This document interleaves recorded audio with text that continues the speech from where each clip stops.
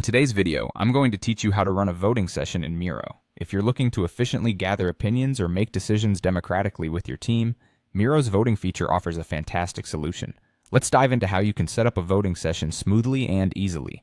First, you'll want to begin by opening the Miro board where you intend to collect the votes. It's important to ensure that all the elements you want feedback on are clearly visible and well organized on this board. You'll find that having a neat board layout will make the voting process much smoother for all participants. Next, locate the voting option.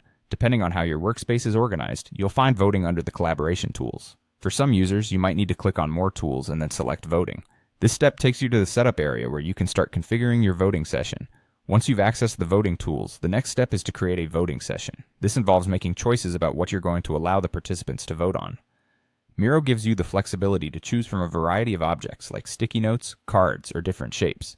Take a moment to thoughtfully select the items that are going to be most beneficial for receiving votes, focusing on the objects that truly matter in your decision-making process. Now that you've chosen the objects, it's time to configure the voting settings. Here, you'll decide how the session will operate. Firstly, determine the number of votes each participant can use. This aspect can vary depending on the level of input you're seeking from each person.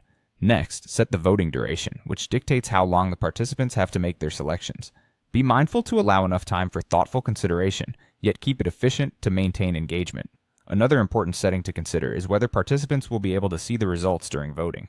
Depending on your team dynamics or the type of decision being made, you might choose to keep the results hidden to avoid influencing voters, or you might prefer transparency and allow everyone to see how the voting unfolds in real time. Once you're satisfied with all the settings, simply click Start Voting. It's as easy as that. Now your participants can begin casting their votes on the items you've selected. They can take their time to assess each option before making their decisions. When the session ends, Miro automatically displays the results for you. This feature makes it convenient for everyone involved to see the outcome instantly. Analyzing these results can provide valuable insights and lead to more informed decisions.